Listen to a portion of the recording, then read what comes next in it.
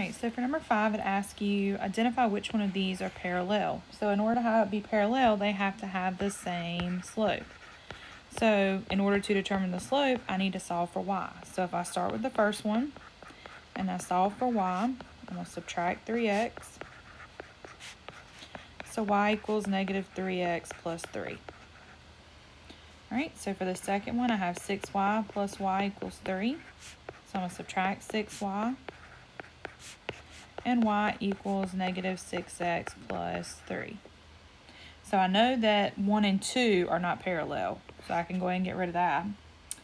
So then the third one, I have 6x plus 2y equals 3. So subtract 6x.